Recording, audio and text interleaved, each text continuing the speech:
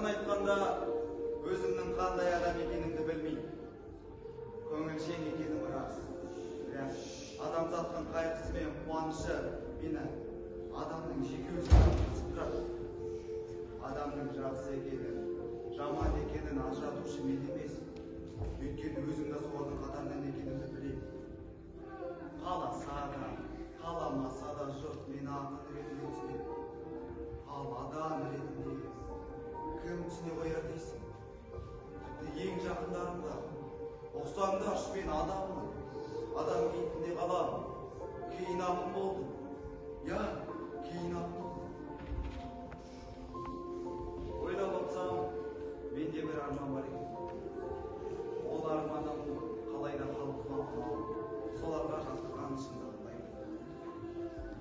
Халқым, үнімді қалай жеткізем саған? Айналам тартып, тұсауланып барады, жағдай қиын, өте қиын. Ей, безілдектер, сендер емес маған баға береді. Баға берушілер әлі алда. Жылдар өте, жаңа ұрпақ келеді. Сол кезде сен, және де мен. Әрқайсымызды орнына қоятын солар. Ежелден солай болған.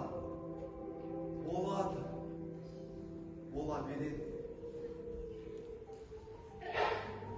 Мен өзім жайында мұнан айтам. Мен 21-ші ғасыр ұрпағының құрдасымын.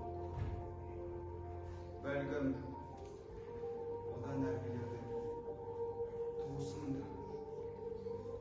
Қолыма. Папа. Қалыңа. Неге тұнжырап тұрсың? Алыс жолдан келдім, апа. Алыс жолдан? Бәлсе, көптен бері көз жетпейді. Апа, мен сізді бәрібір ұмытқан жоқпын. Оны өзіңіз сезіп те жүрген шығарсыз. Кейде сеземін, кейде сезбеймін. Бәлкім уақыт өткен сайын аруақта ескіретін шығар.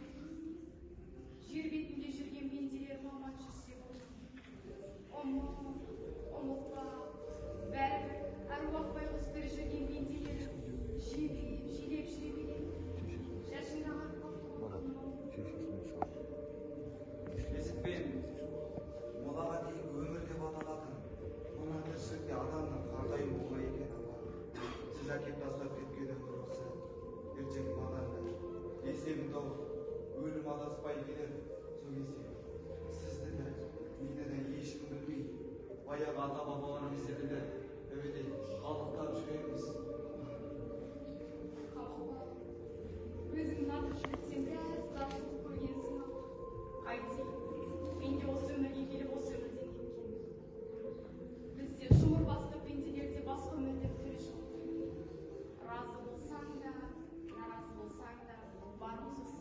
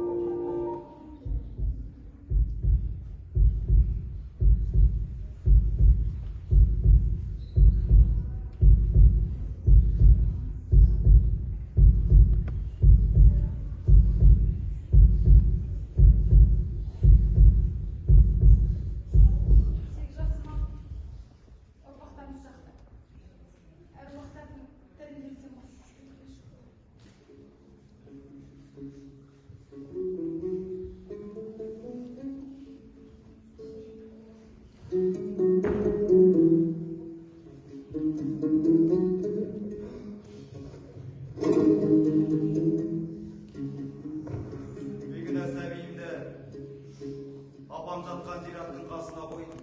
Сол жылы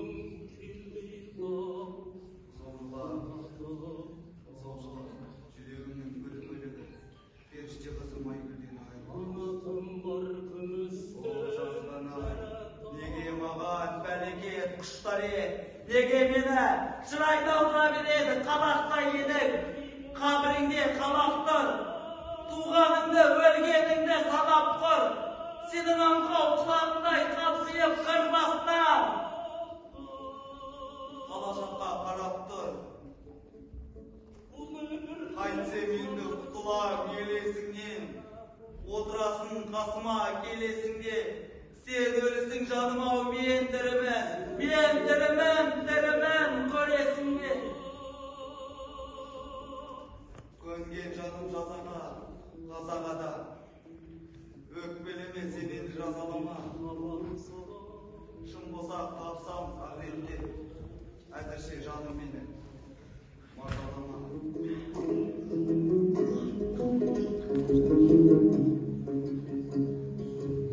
Отта болғым келмейді жылуым бар керексей жалаңдарда.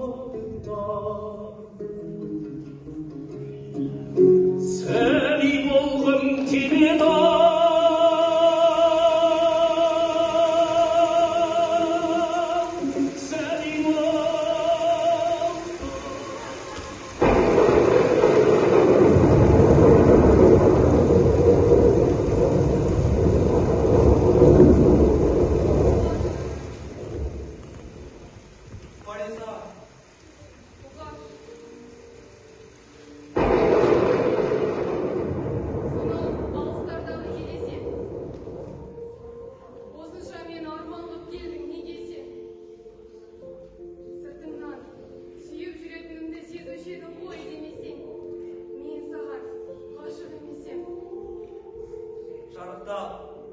Қолым жетпес көктем күнге, ақ қанат құсы менің кеткенім бе, жалтырып бар ғаламды шырайлы, мәңгілік сен іздеумен өткенім бе.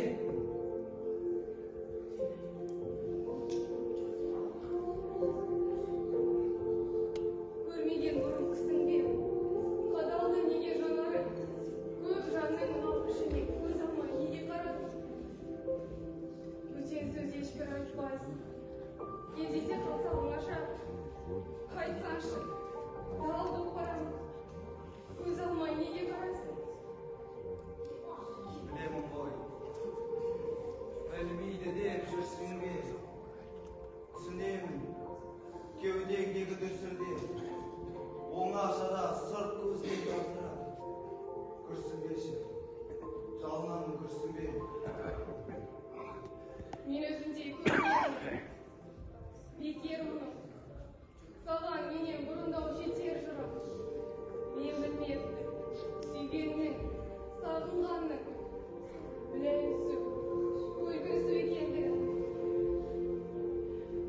Сонымен сен де кеттің, мен де кеттім. Ойрана соққан біздің жөндемек кім?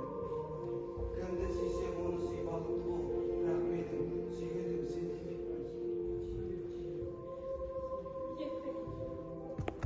Енді жаныма жанашыр кім? Мен сорлы өрліктен шарасызбын. Содан бері жанарым мұңға толы. Содан бері әйтеуір мазасызбын.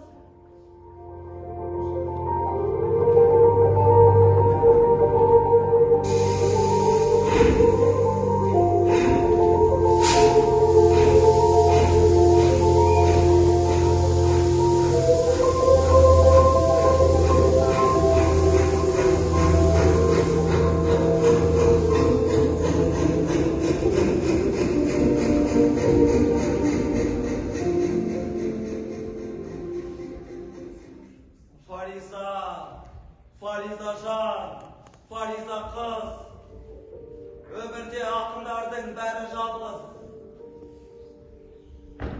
Шыдай, ақыра жалғызармыз, бірімізден біріміз арылармыз.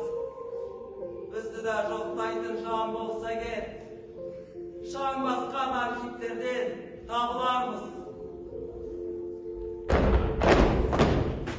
Мұқағали ақын емес, ол барып тұрған халық жауы. Оны жазушылар отырса, шығару қажет. Осыдан Сталинде шынай жана қосқанда күмән бар. Халық арасында Мұқағали жайлы қауесет тараған. Қауесет тарапшыл. Жазушылар одағында мұндай адамға орын жоқ. Мұндай адамға орын жоқ. Мұқағалидың мінезі ит мінез.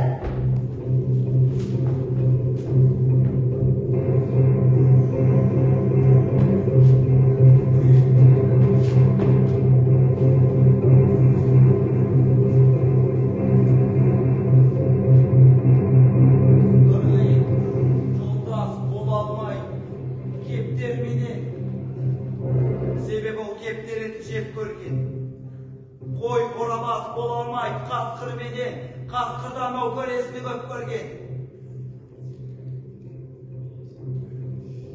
Айтыңдар, қайсың бар ардақтаған, санасына сен қойып салмақтаған, басылған маңдайыма қарғыстан ба, қарауға жан батпаған. Жапалар емеспін мен жалпақтаған, қыранмын, екі көзім қан қаптаған.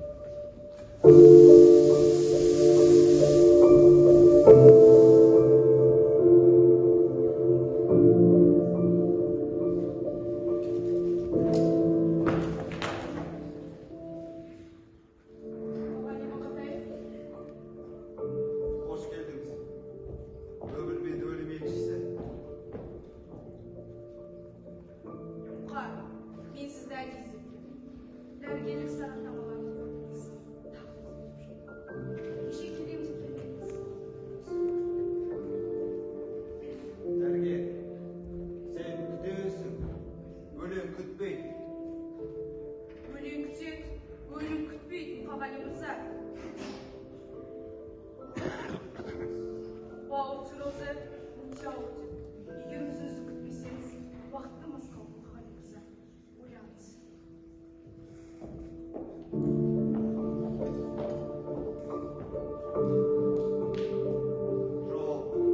Жоқ, дәрігер, орналатпа, басқа жүрек.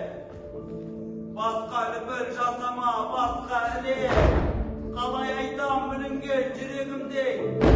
Білмеймін толтыралып тастады деп. Өңгеріп, өгей жүрек, қайда барам? Өзгенің ғұмырын не қалай пайдаланам? Сыйына рахмет, қайран анам. Өзімнің жүрегімдей қайдан анам? Алмастырма, демім-ау алмастырма. Сірә менің жұлдызым қанбақ бұла. Өзімнің жүрегімді жерлеп келіп, өзгенің өмірін қалай жалғастырам? Тула жүрек, өкінем несінемен. Туған жүрек әрине өлмессің бе? Жоқ, дәрігер қозғама, дамылдасын. Әрбір жүрек өзінің кеудесінде.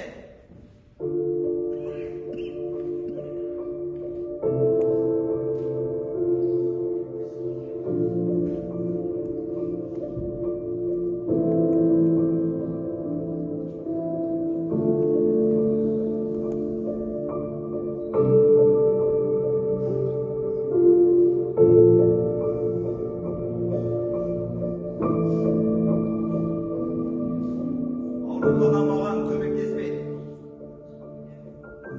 Шынын айтқанда, мен бұрын денсаулық дегенді, ауру дегенді не екенін білмеуші едім. Тағдыр мені бұдан да тыс қалдырмақ. Мен өлімнен қорқам ба? Санаулы сілкіністерден соң ауруханадан бір-ақ шықтым. Мен мұндайды күттім бе білмеймін. Менікі бауырдың қатланып бара жатқан созылмалы гепатит дейді дәрігерлер. Бірақ қаншалықты дәл екенін тағы да білмеймін. Бірақ қай жерім, нем, қалай ауыратынын өзім жақсы білем. Және аурудың біреу ғана емес екенін. Жанымның қанға батып жатқанын да жақсы білем.